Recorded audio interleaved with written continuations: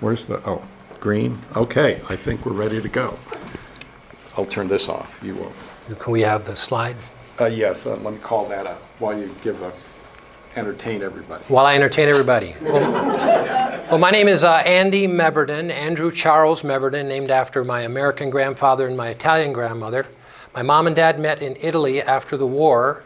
My dad saw two girls he was driving for General Mark Clark at the Army headquarters located in Pisa. And he saw two girls, he started dating one, and that led to my mother. And they got married on July 4th, 1949. And they went to the Army headquarters. The family was invited because of the wedding. And they had all the red, white, and blue bunting in celebration of the 4th of July holiday. My mother thought it was decorations for her wedding. She came to America on a cruise liner, sat at the table with the president and wife of Pepsi-Cola. And my dad came home on a troop ship. And he moved her to a small town in northeastern Wisconsin, 2,000 people with a paper mill. And so much for the luxury in the movies of America. I'm the oldest of 8 children born to my mother, 7 to my father. My mother had a baby in the war. You can imagine maybe the circumstances of that. She was shot when she was 13 by a German, and she had the scars on her legs to prove it. She was impregnated, we could say raped, by an American soldier, had a baby, and then my dad met and married her and brought her to America. That was free. A little bit of my background. I am a retired Army National Guard chaplain. I was the Joint Forces chaplain under Generals Whitney and Edwards, Mike Edwards, if you know Farmer. I was command chaplain for the Colorado Army National Guard for the last 8 years in conjunction with Joint Forces. And then I was the first full-time support chaplain to the Colorado Army National Guard. And interestingly enough, it has something to do with 9/11, which I'll mention a little bit. But all of that was mixed in while I was senior pastor of Galilee Baptist Church in Denver, one of the oldest Baptist churches in town, founder of the Denver Rescue Mission, Woodbine Ranch, Rockmont College, and some other things as well. So what I want to talk about today is where I was September 10 through 12 on a staff visit to Washington, D.C. And then August 15th to July 31st, I ended up being deployed as chaplain to the Colorado Special Forces Battalion, the Green Berets. I was there at battalion headquarters and Forward Operating Base 195 at the Kabul Military Training Center. I was going to show you a video, but I just want you to suggest that you go Google "Have You Forgotten" by Daryl Worley, and you'll find a nice video. I met Daryl on December 23rd, 2002 at the Kabul Military Training Center. He was on a USO visit, and there's more to that story, but he wrote that song after his visit to us. And Alan Jackson's got another good song that I commend to you.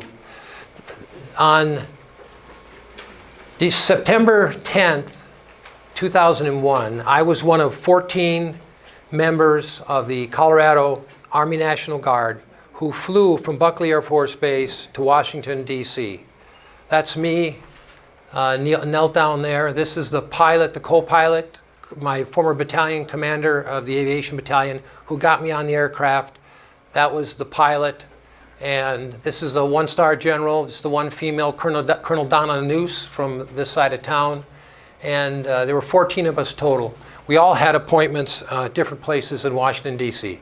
That's a Google map of direct flight. We had a midpoint refueling. It was the Fairchild turboprop, otherwise known as the Flying Texas Sewer Pipe. And we ended up at Signature Flight Support at Dulles Air Force Base. We got our rental cars at Dulles, and we drove approximately 40 minutes to the Doubletree Hotel by Hilton, which is just across the street from the Pentagon. The next morning we got up, and we all went from the Doubletree Hotel by our rental cars to the National Guard headquarters and Arlington Hall Readiness Center. And oh, by the way, I just want to stop for a moment and let you know that I'm accompanied today by one of the U.S. Army's newest corporals, junior NCOs. Corporal Seth Taylor. Seth, would you stand? He's my bodyguard and assistant today. I'm associate director of chaplaincy for our national church denomination, and his dad is one of my chaplains from Arizona. And when Seth got assigned to Buckley, his dad said, "Hey, would you mind connecting with my son, inviting him to church, and looking out for him?" So Seth's become a surrogate son the last couple of years. And I've got him for another year, and then I'll send him off. So we ended up at the National Guard headquarters for a lunch about 7 o'clock in their cafeteria. And it was from there that we broke free, and some went to the Pentagon, some stayed at National Guard Bureau headquarters, and some went, like me, one went to Jefferson Plaza in Pentagon City. I had an appointment at 9 o'clock with Father Frank Hill, who's a Catholic priest, a Monsignor, who was the National Guard staff chaplain, one of the time only full-time support chaplains for the National Guard. He was from the Northeast. He had a chaplain assistant who was a Sergeant Major Ed Mazikas, who was a former state trooper in New England. I believe he was with the Massachusetts State Patrol. I got in about 15 minutes early, as per what the corporal tells me is when you're supposed to arrive when you have an appointment at 9 o'clock. And I sat down and talked with Ed Mazikas, and it was then that he received a phone call. And he said, I could see distress on his face. He says, "You're kidding me. Really? What? Okay, I will." And he got off. He said, "Some plane just ran into one of the Twin Towers from a friend of mine who's a police officer in New York." So he said, "We're going to turn on the TV." There was a TV in the office. There was an inner office and an outer office. And the news reports were on. There was smoking. And then the priest, Father Frank Hill, Colonel, called me. He says, "Chaplain Meverden, come on in. We're going to have to abbreviate our time." So I went in, and the reason I was there, well, there's a story that I can't tell until a couple of people die. But it was ostensibly there to get me FaceTime with the National Guard, and it was to show what I was doing. We were doing deployments with medevac from Colorado to Bosnia, and I was involved in the pre-deployment and redeployment ceremonies. I had been through the pre-deployment cycle, but I hadn't done redeployment, so I was asking for help. I was saying, "This is what I've done. Can you direct me to some resources for the redeployment phase?" Because I were coming home in about 6 weeks. And he said, "We've got a new website that's up." And then he shows me something that you would have thought was his baby. He hands me this sheet of paper. He said, "Look, I finally got approval. It's for a GS-11 position for a full-time support chaplain in the National Guard." He said, "This is going to help us improve our readiness and chaplain response across the board." And then all of a sudden, the phone rang. Father Hill picks up the phone. He says, "I'll be right there." He says, "Chaplain, we got to cut it short. Another plane has hit the Pentagon." And I said, "Father, before we go, would you give me your blessing?" This comes from an old altar boy who's now a Baptist preacher. And he leans forward, puts his head on the blotter, puts his hands on my head, and this is what he said. He said, "Lord, may Chaplain Andy sow peace where peace is needed and discord where discord is needed." I never heard a prayer like that before. But it served to be prophetic. So all of a sudden the alarm went off, and there was a multi-story building, tall tower on the main thoroughfare. It was my first time there. I didn't know where to go. Last load got down on the elevator. I went down the stairs. Everybody was evacuating from the building. It was mostly blue uniforms, some green, including myself. And then we get out of the building, and people just started hiding behind planters and anything that they could find cover. And all of a sudden we heard a boom. And someone yelled out, "A helicopter loaded with explosives crashed at the Pentagon." Where that came from. And then someone said, "No, it was just a helicopter crash." But within 2 to 3 to 4 minutes, a cloud of dust and ash just engulfed us. The winds were just right, and I was down behind a planter, and I'm looking down at the floor, and a chunk of tar paper, looking like a size 15 boot, fell right in front of me. And of all stupid things, I thought, man, I wish I had a Ziploc baggie. I'd take that home. But I didn't have a Ziploc baggie. And I get up, and everybody's just going to the four winds. And my first time in Washington, D.C., I didn't know where I was, but I remembered them saying that the hotel was across from the Pentagon. And judging from the direction of the smoke, I figured if I go east. So I ended up running from Jefferson Plaza, from Jefferson Plaza, I got to the Doubletree Hotel. And first I had a cell phone. The church had given me one of those old Motorola flip phones. The circuits were closed, so I got to my room, got a landline, called home, left a message, no one answered, everybody was at school, wife was out. Then I called the church and told the secretary, let everybody know I'm okay, but I'm going in to help, going into the Pentagon to help. So anyway, so I got out, I had on a green slacks, the light green shirt, envelope hat, I had a fanny pack, I stuffed it with 2 bottles of water. In those days you could carry your Swiss Army knife, so I stuck that in there. And I just got out, and I ran to the perimeter. You could see the parking lot of the Pentagon, and already the Arlington police were putting up a security cordon. And I remember standing on the street corner looking, which way do I go? And to my right is a 1-star Air Force chaplain. I go, sir. He goes, Chaplain, stay with me. So we started making our way into the perimeter, and the Arlington policeman said, hey, you can't go in there. And the chaplain said, we're chaplains. And he said, well, go over, report to the fire truck over there. And all of a sudden, it's this weird experience. About a 6'3" Green Beret general, 3-star. You could see the 3 stars, and he had the Green Beret. Starts walking in, just striding in, and the policeman says, hey, you can't go in there. And the general, without breaking a stride, said, clearly you have the wrong person.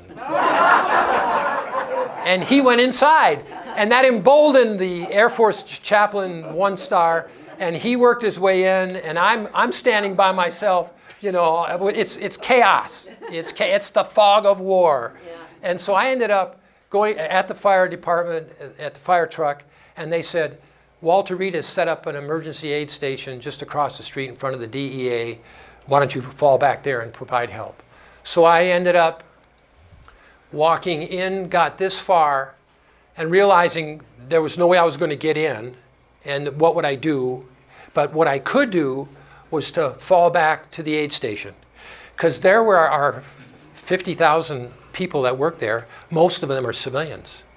Most of them are, as we lovingly used to say, little old ladies in tennis shoes that run the military. And so they were coming out with shoes missing, forgotten their purses, left their keys at the desk, couldn't get to their car, walked outside, had their car keys in their purse, but couldn't go back in.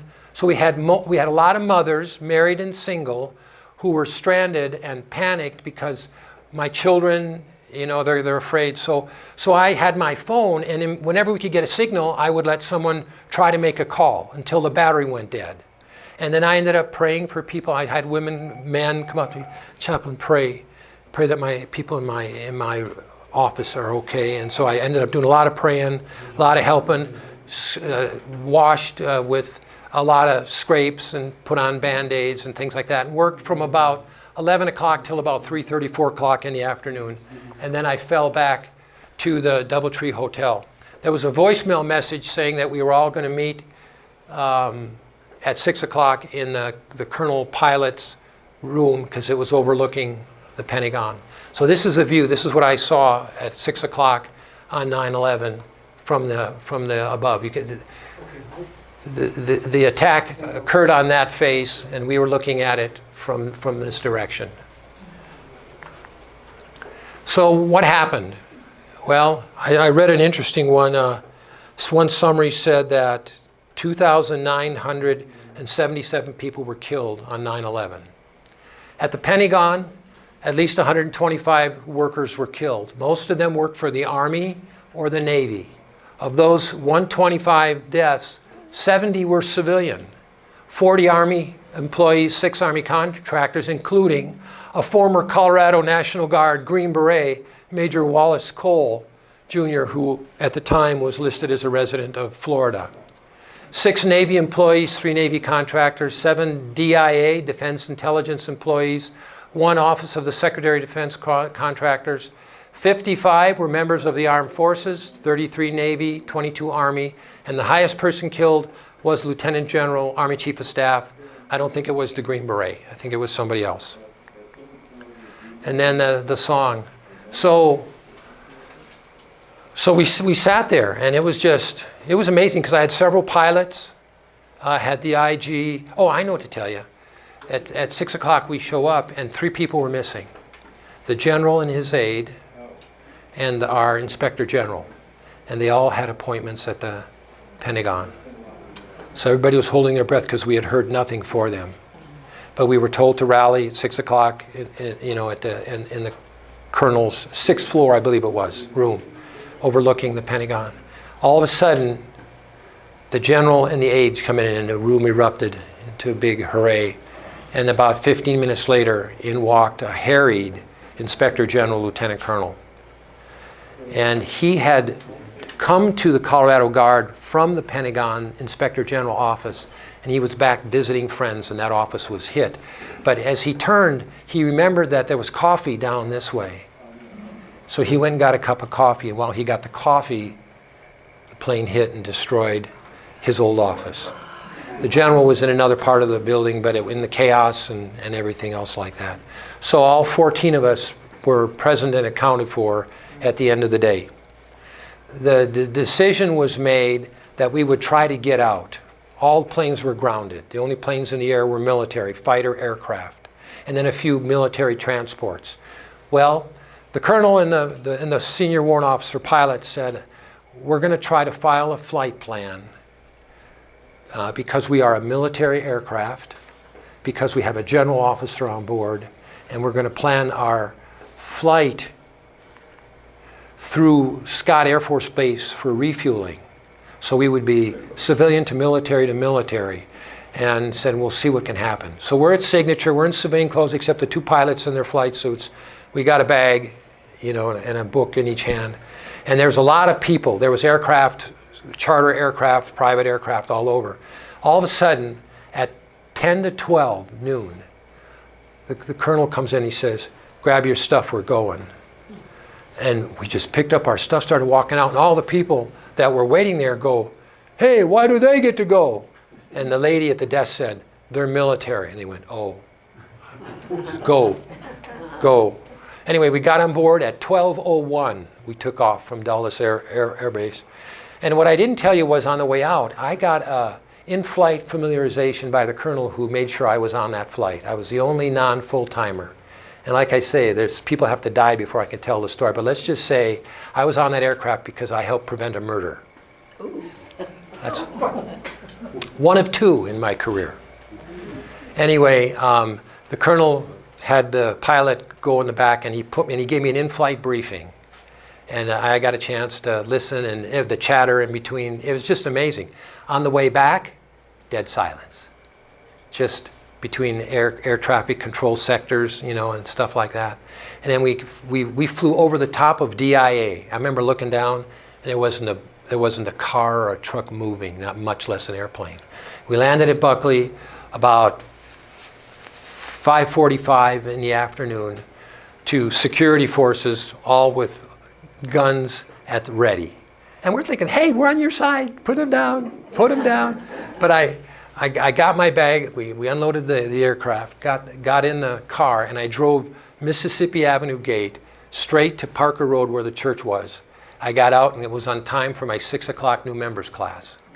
And as I walked in a group about this size, people were like, Pastor Andy, you made it. I said, yeah. I said, I did. Now let's talk about membership. But needless to say, my life changed. And so I guess it's at this point, 1 year later from that, I was at Fort Carson with the 519 Special Forces, invited to go on an all-expense-paid trip to Afghanistan as their battalion chaplain. But we had a memorial service on Fort Carson where we were training on September 11th. And I remember what we did. We showed I asked, where were you on September 11th? That's how I started it. And the soldiers just back and forth, just to get them involved and engaged. And I asked them, what did you think? And I ask you that. Where were you? What did you think? But most importantly, how did you feel? Helpless, anger, confused, all those things. And here we were, getting ready to go. We already had a company, B company, there that went in October. And now we were rotating out in 6 months to do mop-up of terrorists and train the first 2 brigades of the new Afghan army. You've seen the pictures and things like that. You remember that guy? Whoops. Can I get it back up? It popped out of the presentation mode. Hit the left button. Yeah, but it's not in presentation mode. You need to hit down here. Hit down here. The right mouse. There we go. Okay, so I got to move fast. I'll get you there. So anyway, that's where I was on 9/11. That was the guy that was the mastermind behind it. And that was the guy we went out to chase, to find. We didn't get him, but we got some of his lieutenants. We sent 5 to Guantanamo. And I'll tell you, maybe if I get time, I'll tell you about that. By the way, what I'm going to tell you from this point on, well, actually everything is detailed in my book on conventional chaplain. That's on the back. If you'd like a copy, I'll sign it for you. So the terrorists have won the toss and have elected to receive. And so the Air Force, where's my B-52 pilot? We've got one right there. You guys were pretty good. The people in Kabul said during the bombing, they would go on their rooftops and watch the American bombers and fighters come in. And people said, well, weren't you afraid? They said, nope. We knew the Americans would hit what they were aiming at.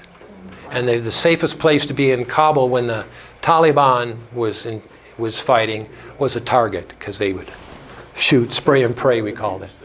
Okay, this is the Special Forces Creed that we shared, we all recited at our memorial at Fort Carson. There's a Special Forces prayer, and Todd Beamer's Let's Roll. By the way, that's where the resistance began. That was the first fighting back, Flight 93. They did not, that plane was destined either for the White House or the Capitol, and they wouldn't let it happen. The flight attendants and the passengers, Todd Beamer and others, they fought, and they died for us. So that's my 9/11 experience. But now, how about if I just give you a few minutes about the results of that? Because that wasn't the end of it. Why is Chaplain Andy smiling? Well, because he got to fulfill a lifelong dream. That was to nurture the living, comfort the sick, wounded, and dying, honor the dead on the other side of the world in the ancient land of Afghanistan. Did you know that Denver to Kabul is literally halfway around the world, about 7,500 miles. We did it with the GPS one day. He said, let's check it. It was within just a few miles of it. So we were halfway around the world. And I believe we helped make a difference in the global war on terrorism. I did all the normal chaplain stuff. I did chapel services. I had Protestant, Catholic, LDS services. We had Christmas. We got in September. We had Christmas program. We had caroling. We had a Christmas Eve candlelight service. We had a multinational gathering. It was the second Christmas Eve in Afghanistan. The first one was by Green Berets in a bunker with candlelights, secret. We had over 111 at the 6 o'clock service. We had a French multinational singing. We had French, we had Italians, we had Germans, we had Spanish. We had an Afghan general who had spent 3 years in America at Fort Sill learning artillery, General Asifi. And we couldn't invite him, but he invited himself. He said, Chaplain, one day, he says, Christmas is coming. Will you have Christmas Eve service? I said, well, yes, sir. He said, well, I would like to come. It will not be my first time. It will be my third time. I said, sir, if you want to come, you can come. And he did. And he stood up, and he stood up. I greet everyone. I just want you to know, I asked Chaplain Andy if I could come. I wanted to know if Christmas over the last 30 years had changed, and I see that it has not. This is my third Christmas with, American soldiers. So General Nasipi, who was the commandant of the Kabul Military Training Center. And we had a rescued aid worker. She was one of the 13 that were captured and held by the Taliban. Shelter Now International, a German nonprofit. And her name was Silka. And Silka came and told her story. And the Green Berets were all over her. I mean, they were just, afterwards they kidnapped her and they talked to her and they filled her up with care packages. There were two, they were nurses from Germany. And they were just, you read the book, the email that I got back from the ladies. First off, they were like, are there any single soldiers at your base? And I said, yes, they are, because they were single nurses. And they said, may we come? I said, you betcha.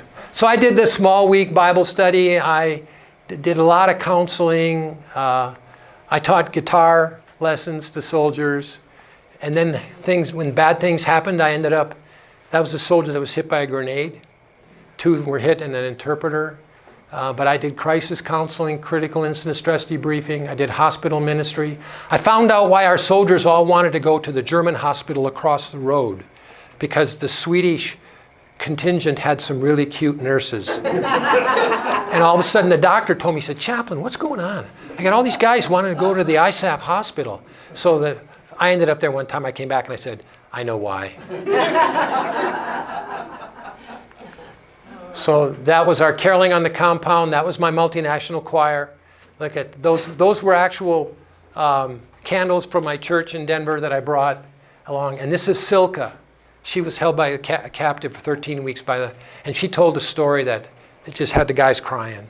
But she said, when we were rescued by American soldiers, all they had on were these helmets with flashing lights on by their eyes, their night vision goggles. And she said, and we never got a chance to say thank you. They dropped us off in a safe place in Pakistan. She said, so I come today on behalf of all of my fellow hostages to say thank you for saving our lives. Oh, gee whiz, how does that play out today?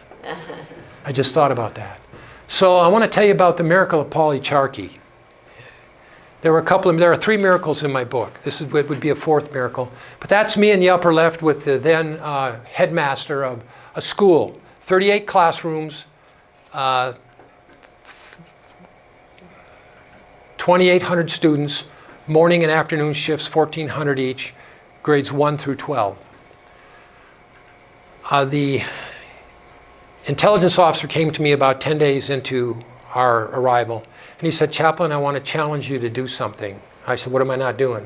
He said, well, I'd like you to plan some humanitarian projects. I said, oh, you didn't know I was a missionary in Portugal for 10 years, working with refugees from Mozambique and Angola? He said, no, I didn't know that. He said, but you don't know why. I said, oh, you're going to tell me. He said, yeah. He said, if you do projects and good things in the villages, surrounding areas that benefit people, if somebody plans an attack or an ambush, they're likely to tell you so that they don't lose the benefits that you're providing. I said, so you want to use me for force protection? He said, basically, yes. I said, that's okay, I can do that. So I went to the local school, and I found a school that was no windows, no doors, no desks, on the floor. Look, this is what a classroom looked like. A rectangle painted on the wall, seated on the floor on mats, and chalk. It had to be white because the colored chalk wouldn't work. Just, that was the classroom. That was the media that was available. So I went in and I said, well, do you teach English? And they said, yeah, we do. And they had some USAID class books. I said, what if I came in and taught once a week classes in conversational English, be American English? And I said, but we do it for the boys and the girls. And they said, that'd be great. So I went back and got approval from the commander, came back, and they said, well, it's okay with the boys, but the girls are happy, and the faculty and staff, we're okay with you teaching the girls, but some of the parents are kind of hesitant. I said, if we can't teach boys and girls, I said, we're not going to teach at all. He said, well, wait, don't you have some female soldiers? Never thought of that. I said, yes, we do. We have some MPs. There was like 4 or 5 MPs from the Massachusetts Army National Guard. One of them called me Dad. You should see her review in the back table. She's now a lieutenant colonel and getting her doctorate. She just wrote on the 6th of September a really neat book review and tribute. But anyway, I went to talk to her and I said, Jess, could you find another girl? So I ended up with 3 or 4 girls, ladies, females, young soldiers who taught girls English. So we did it, the whole thing. And we did it for about 4 weeks. And all of a sudden, if you go back to CNN October 15th, Al-Qaeda made a bomb threat to any Afghan high school that allowed U.S. service members to teach high school girls English. Guess how many schools were doing that?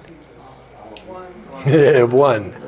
So I have the honor of having a personal bomb threat by Al-Qaeda. So the commander, after that was announced, said, well, Chaplain, we're going to have to shut it down. We can't put those people at risk. And you wouldn't have believed, no! The Green Berets said, that's what we came here to do, to open the country back up. The schools have been closed for 7 years.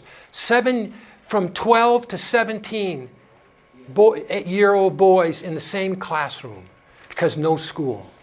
And so he said, the commander, you could just see him. He was like, okay, let's talk about this. And so one guy says, I'll offer my team as a quick reaction force for 1 day a week or 1 week on, 1 week off. He said, instead of having 1 outside guard, I had to have 7. The first sergeant said, I got a lot of guys that are just sitting around bored. I can provide the outside. So we went back to work, and it was an amazing thing. But it just showed you the teamwork, the camaraderie, and the commitment. They didn't want me to be hurt. They didn't want the program to stop. I felt so blessed. I was just shocked at the outpouring of support by the Green Berets. So this is me teaching a class. They would stand up and, now we started off with the ABCs, ABC, and I taught them a song because the Taliban shut down all music. So I had songs. I had the Rainbow Song, I had the ABCs, I had, I was scrounging for songs. But we would do it and they would love it. And that's the teacher, the English teacher, he came in at every class and he would sometimes break in, he would try to say it, it was really funny. But 7th grade English boys, age 12 to 19. They'd look at that picture. That's the Green Beret captain that helped me start the program. See what's sitting in the corner? Yeah, it's an M4 with a 30-round magazine, and there's an M9 on his hip. Armed Forces Special Forces teacher. That was the safest classroom in Afghanistan. And that's my interpreter, Tim, whose family were not able to get on the plane in the recent evacuation. He got out in 27. The story's told in the book, in the epilogue. But anyway, look at the girls. Look how they would get together. They would huddle. And they started doing, had to have 3 teachers because the girls loved to huddle. And I was in every classroom. I had to be there. I walked in the first time with the 2 female soldiers, and a man walks up to me, Afghan. I don't know if he was faculty or staff. He says, who are these women? Are they your wives? Cultural. And I thought, and I said, no. Who are they? I said, they're my daughters. And Jess had started calling me Dad. And read the article that she wrote on that. Look at armed teachers. Donna, Nasima. Some of these women had children and they brought them to class. And the classes grew. That's Beth. She was the second teacher. She was the sergeant. She was the admin person. First she says, I don't know how to teach. Look how she's in there. Look at the girls. They're just in there. So I got to tell you a funny story. This was the picture. They never look at the cameras. A couple of them cheated and did. They turn away. It's just a cultural thing. When a bride gets a wedding picture, she has to look sad because she's leaving her family. She can't. If she smiles, it's like, you didn't like your family very much, did you? But anyway,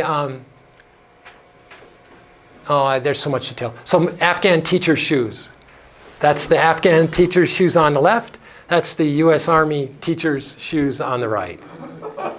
So something happened. The program was going good. School ended December 15th because of the winter and no electricity, no water, no heat.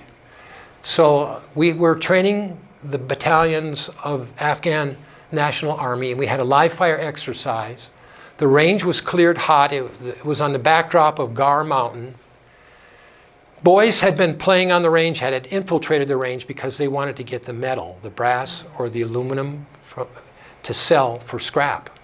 And lapis lazuli had veins and they would get exposed by the impacts. 10 boys sneaked over after they were chased off twice. First barrage of mortars were fired at midpoint of the objective. Mortars hit where the boys were hiding. At the end of the day, 4 were dead and 1 was seriously wounded. So I want to ask you a question. When a horrible tragedy occurs, who takes over? The boys are dead. The medics tried. They saved 1. 4 boys were dead. They provided field autopsies, took pictures, cleaned them up. We actually had an organ tissue donor sergeant who was able to handle all of that very dignified and appropriate way. But what about the tragedy done to the families? Who's going to do that? I had the link, the school. The principal, who had become very close to me, was a junior elder in the community. I went to him. Well, actually, I went to a senior interpreter, Colonel Sammy, Afghan colonel who was with the head of the interpreters. We had about 250. I helped hire another 250, so we had 500 interpreters. We're talking in the early times of the war. And I said to Colonel Sammy, Colonel Sammy, and he knew what happened. I said, how do I say I'm really sorry because I was going to help give back the bodies? And in Dari, it's Mung Der Kham Jenyu. Mung Der Kham Jenyu. I am very sad. And I went down and I must have said that 50 times to all the family members. One guy just glared at me.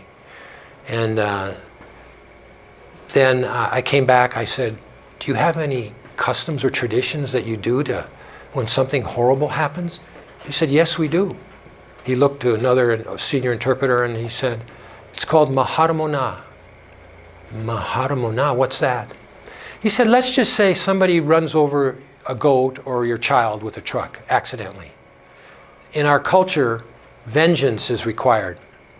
But the way you break the cycle is you send message through intermediaries, the village elders saying, it was a horrible accident. We didn't mean to run over your child. We want to do Maharamona. If the aggrieved family agrees and accepts, they invite them to a meal with salt in it. Must have salt. And then they eat the meal. The guilty party presents a sheep. They accept the sheep, Maharamona. Reconciliation occurs. So I said, so tell me, why is the salt thing? He says, if there's no salt, you run fast. It's an ambush. I said, really? He said, really? Anyway, so guess what? We did it. The book tells the story. We were told not to do it by a JAG officer of a 2-star general who wasn't in our chain of command. That's why we didn't have to listen. But we ended up getting scrutinized, but we began a procedure that was repeated over 500 times in the ensuing years in Afghanistan. And that's per Lieutenant Colonel Skip Masterson, Psychological Operations, Civil Affairs Chief, U.S. Army. So we had the meal, and this is the father that glared at me. Not only did his son get killed, but his brother's son, his nephew, were killed. He had 2 deaths. And we got in, we had the meal. I looked at him, I met him already, and he said, first he says this, he says, I remember you from the day that our boys died. I was so grief, I could not hear what you said. Please forgive me for being rude. I said, sir, I have learned as a chaplain, as a Malawi, a pastor, never to take offense at what happens in the throes of grief. He said, you are very kind. And then he said this, you didn't need to do anything. He said, but we were slow. The book tells the story. I wanted the commander to go with me because they bury within 24 hours like Jewish tradition. And he wouldn't go. And he wouldn't let me go. So I ended up having to do backdoor. Anyway, it's big army, little army, and sometimes doing what's right, even when you're not allowed to. There's stories about that. But this man said, you didn't need to bring us anything. Your presence here today shows us that you treat us as more than animals. That harkens back to the way the Russians treated them in the 70s and the way we're treating them now. So this is a picture. This was my assistant, Piper 13. This was the father that lost the 2. This was our Muslim soldier that came along and prayed. And there's me, and there's the father of 1. There's the school principal. That's an Afghan army officer. Anyway, this is the meal. Look at that. The naan bread, the Kabuli rice, salad, Jalalabad oranges. And I took a bite, and guess what? It was real salty. So my smile got really big. I said, boy, this is good. This is real good. This is the best food I think I've ever eaten. And then we did the sheep. So the sheep, the Green Berets went to the stockyard, bought some sheep, and they brought them in the back of a soft-side Humvee pickup truck. And they opened the gate, and the sheep all went to the front, and they wouldn't come out. So how do you get sheep out of the back of a Hummer? So the XO, Major John, grabbed one like that, pulled it out, he put it on the ground, and they all followed him in. So you only have to get one out. That's how you get them out. There's the kids. It turned into a festival almost. And there's a picture of me and the fathers and the Special Forces rep. This is the boy that Green Beret, who's an ER physician's assistant at Lutheran Medical Center, now at Platte Valley Medical Center, Doc Simon. He's the boy. He saved him on the mountain. So there's a story. I wanted to, I was concerned about the guys that were involved, about, Vietnam veterans, know about collateral damage and PTSD and stuff like that. And I wanted to do whatever I could to avoid it. So we came up with the idea of having a tea with the fathers and the guys responsible. So I went to the principal, and he said he could arrange it. I went to the 2 team sergeants, who was death against it, and he was all for it. 2 different team sergeants. Anyway, we went, and he said, I'm not going to apologize. Those kids shouldn't have been there. We chased them off. I'm not apologizing I didn't do anything wrong. I said, I'm not asking you to apologize. I'm asking you to sit there, have tea with them, and just tell them you're sorry for their loss. He said, but I'm not going to apologize. Anyway, time comes. He was an E8. The other guy was an E7. So Chaplain goes first. I'm the facilitator, the mediator. They knew me. I ended up doing 6 different events. But I let this guy, I looked to the Sergeant Moses, is his first name. And he's written a review, by the way, on Amazon for me. It's very, very, very quiet. But he said, he stood there, he sat there, cross-legged, and all of a sudden his lip started to quiver, a tear ran down his cheek, and he looked at the fathers and he said, please forgive us, we didn't know they were there. The dam broke, and around the room, the Green Berets all repeated the same words. What I had hoped for, beyond occurred. Not only was there making nice conciliation, there was reconciliation. And this is what they said. And it was the guy that lost the 2. He said, go home with no heaviness of heart. We forgive you. We forgive you. Didn't hear about that in the news, did you? So they farewell to the teachers. This is the lieutenant colonel, doctor now.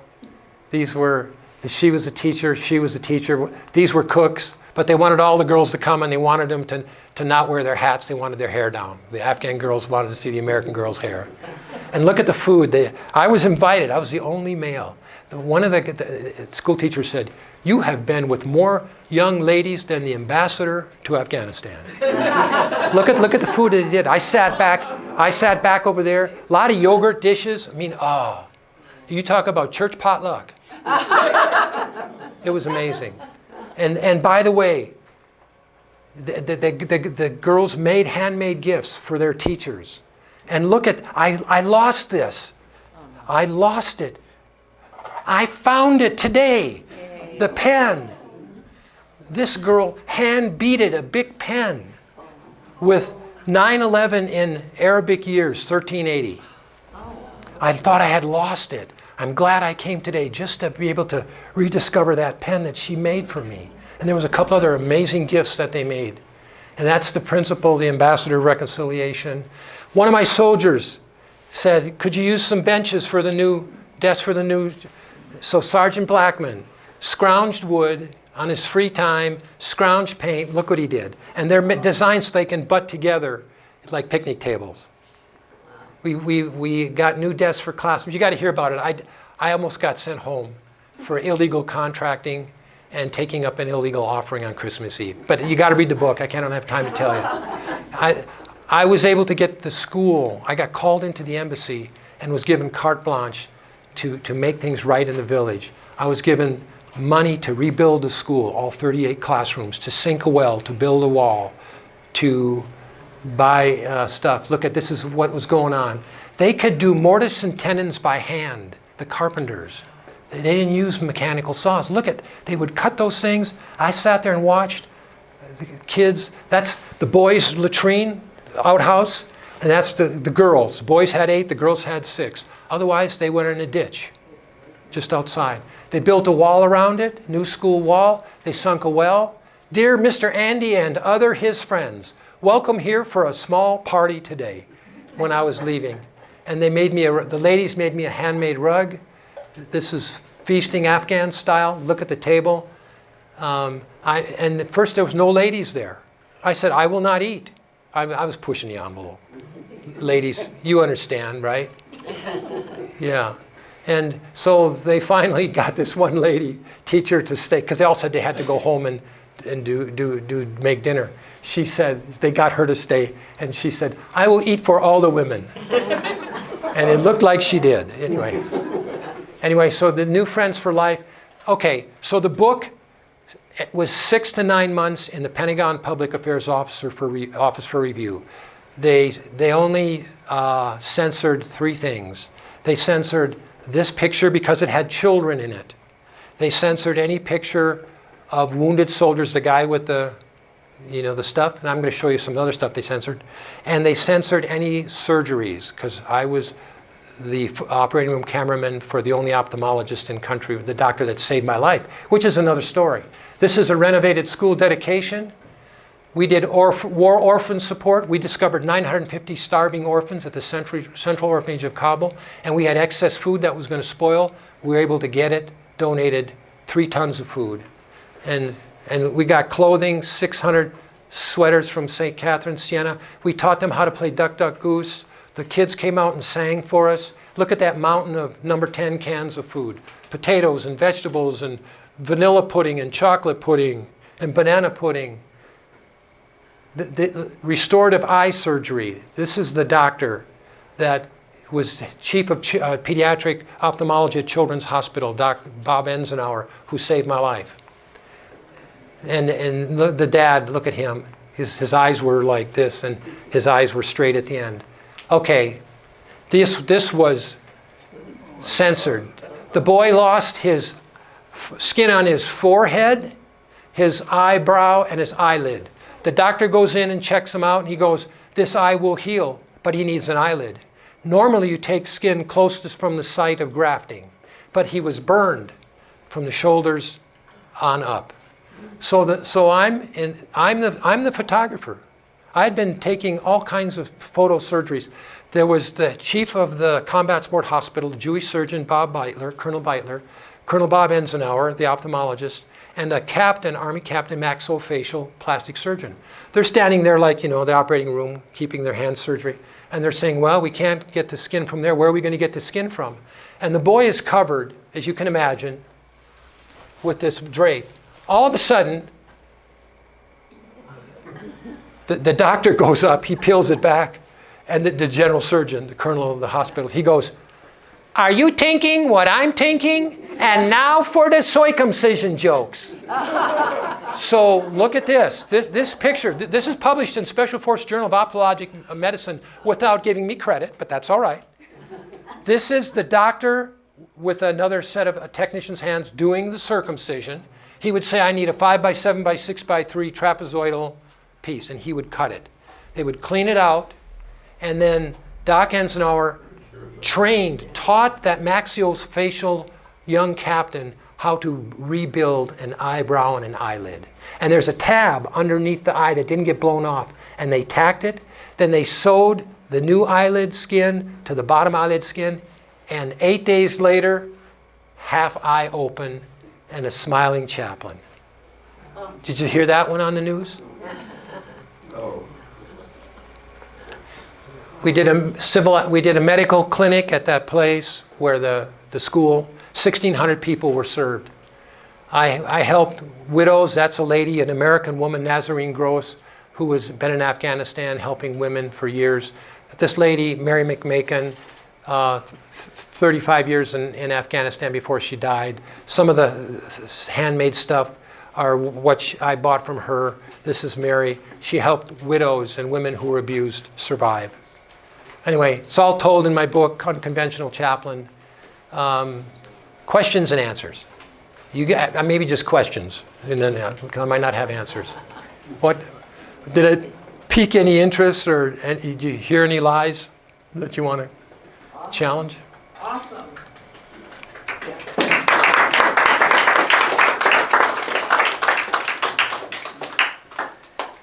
No, please, what questions do you have?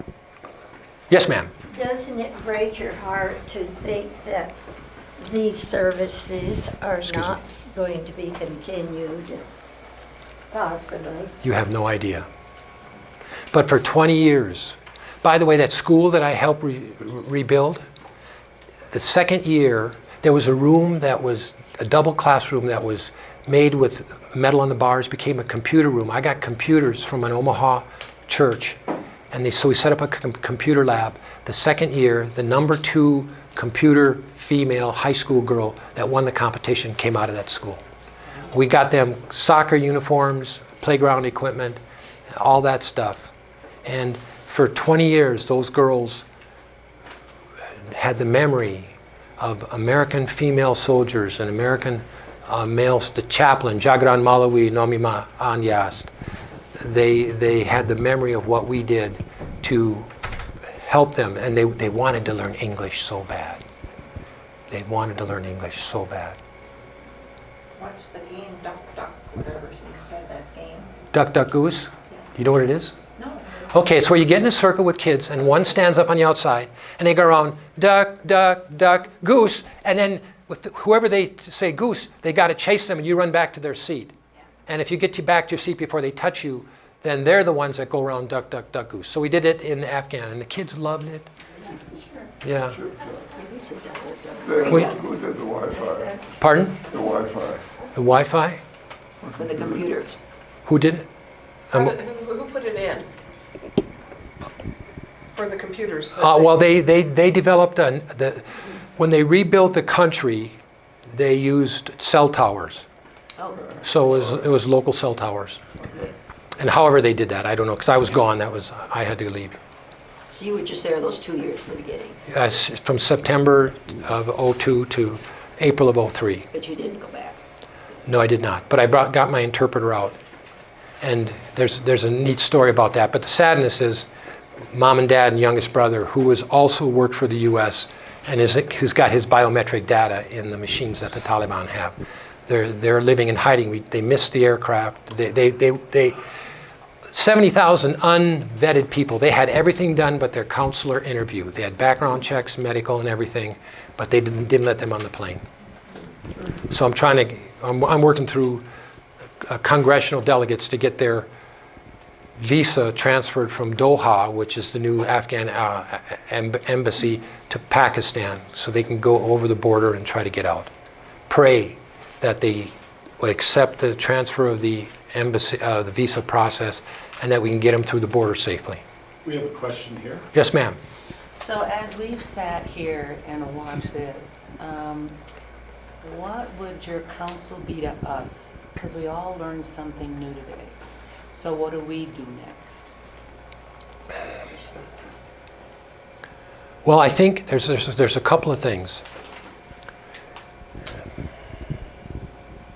One is, in the current crisis, our government needs to not abandon, like we did in Vietnam, the Montagnard, and how the Green Berets advocated for the Montagnard to get them out.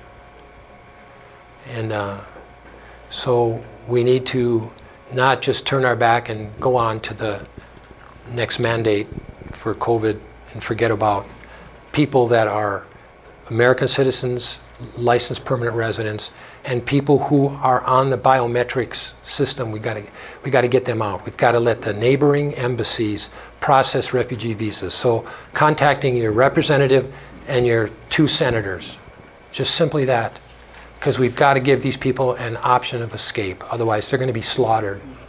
They're going to be slaughtered. I took soldiers to the National Soccer Stadium. And if you imagine this is the soccer field, and there are the goals on either end, outside each goal were 4 circles where the grass was cut out and just dirt. 4 on each side. You know what those were? Those were halftime entertainment. Those were holes in the ground, approximately 4 feet deep, where you could stick somebody in at shoulder height, and then during halftime, they would bring out big wheelbarrows full of rocks, and they would force the people out of the stadium to pick up a rock and stone the people. And they were women who went to the store without a male, husband or brother, or were killed, were stoned. That's the people we're recognizing as the new government. And I've seen videos of them whipping, and I got stories. So I think not allowing to happen what happened in Vietnam to happen. So we need to have diplomatic, and it was done back asswards.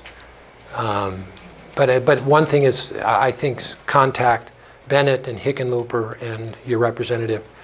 And the other thing is to, really pray for the safety and security and escape. But there's a resistance movement that there was back in the Panjshir Valley when we started. Mohammed Massoud, his son is now with the vice president in the Panjshir Valley. They're the only area that's left. And they need humanitarian aid, and they need to be allowed to fight for their country again. That's a personal opinion. And if we would help them, it would go a lot easier. But So what went wrong? 20 years, close to $2 trillion, of support. We looking back at what kind of went wrong in Vietnam too. But this isn't the last time we're going to be involved in another country trying to assist them. right. It seemed to me everything you were saying is you basically were totally changing the culture of the people you worked with. Well, And it seemed right for us. Well, I followed within the cultural norms of things. And I could quote Isa the prophet, because the Muslims believe in the first 4 books of the New Testament and the first 4 books of the Hebrew Scriptures, the Pentateuch. So I could quote Isa, do unto others as you would have them do unto you, and I would say that. And they would agree, and they would say, I've heard of Isa, the prophet. So I stayed within cultural, religious norms in doing that. You're right, though, in that we allowed women and girls to learn and things like that. And it was strong in Kabul and in outlying areas. But what happened was corruption. Commanders would say they had 500 soldiers when they only had 250, and they would pocket the rest of the salary for themselves. There was a lot of corruption, a lot of drug money, drug deals, literally, that went on. I guess the question I ask is, when did we leave Germany? And when did we leave Italy? When did we leave South Korea? We have stayed there. When did we leave Japan? When did we leave Guam? We have remained in certain places for strategic purposes. We had a strategic base. China's probably going to get Bagram Air Force Base. Can you believe that? That's got an airstrip big enough to land Air Force One. I've been there. I worked there. Had soldiers assigned there. I don't know. It's one general that's been on TV, Balduke, who had 9 tours. He said this happens occasionally in history when the lions are commanded by lambs, and all of that. I'm just a chaplain. What do I know? Question, do you know how many of our allies are helping us get people out? A lot more than we are. When the 82nd Airborne Task Force went in to provide security, there was a British commander, there was a French commander, there was a Dutch commander. And the American commander called him in and said, "Stop rescuing people. You're making us look bad. We can't do that." Oh, geez. And the British commander told him to go F himself. They said, we're not going to leave our people high and dry. They went out and got people and brought them in. The Dutch did. Well, they will continue doing it. They will continue to do that. Yeah, and so I mean that's what I think we need to. We need. I'm sorry. Yeah, but I'm not here to be. But I'm just telling you where I was on 9/11, and what I did after 9/11, and I did a lot of work in the Middle East. I worked with Jordanian chaplains. I held 7 religious leader engagements with the Jordanian chaplains, the largest military chaplaincy in the Muslim world, 600 chaplains, 11 general officers. I've been to Jordan 3 times. I brought them to Colorado and to DC. And they agreed with the anti-extremism approach, and they did the Amman Declaration and things like that. So we're talking about a radical wing of Islam that is once again being allowed to take over an entire country. And don't fool yourself. They already picked up 200, by the way, in Germany through the scanning process in Ramstein, who are on the terrorist watch list. General Milley, I heard him say that. 200, but that's not bad. 200. They're already here. Well, yeah, anyway. Sir, I wish I share your frustration from Vietnam. But it was the private operations of the U.S. military, retired military, the Green Berets and others, people like yourself, that got the Montagnard out of Vietnam and saved them from genocide. And that's what we're trying to do today. Any other questions, please? Yes. Your efforts established the first school, right? The first reconstructed school. And you know how much it cost? It cost $38,000 for everything. Were there other satellite schools? Oh, yes, in terms of reconstruction. Not with the English programs. That was a unique thing. That's because Chaplain Andy was there. Yeah. I was a former language instructor at the Defense Language Institute and former missionary and crazy, you know. Surely there was incentive implanted in their hearts to have freedom, to have education. But is there any hope for them? You know, I think there is. And you know where I think the hope resides? I think it resides in the women that were born and raised in that 20-year period. Good. That's what I think. I think they can slit some throats. I think they can develop an underground resistance, and I think given the right support of the resistance, they can retake their country. But they got to do it. They got to be as brutal back as has been. They're going to be brutalized. I can't even tell you how the stuff that I saw, because the lady Mary McMakin, PARSA, Physiotherapy and Rehabilitation Services of Afghanistan, the American lady that had been there 30 years, had women that had half their faces burned off with hydrochloric acid, had body parts cut off, and she brought them in and rescued them and allowed them rehabilitation. I got to see them and meet those people, and I'm not going to be swayed in my opinion.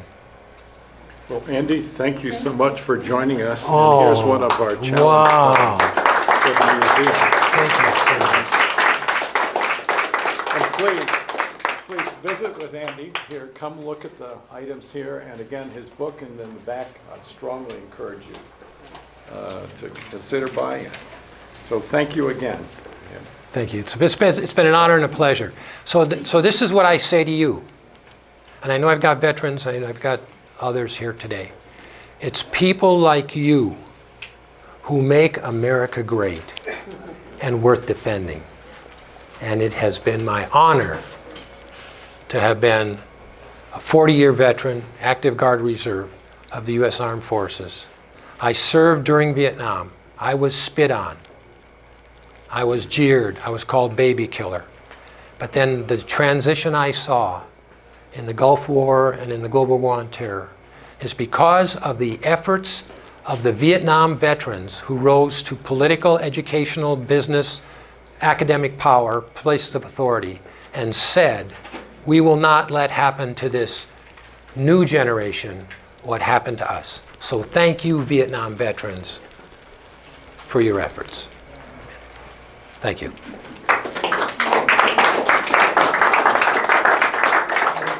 Please visit our new exhibit upstairs.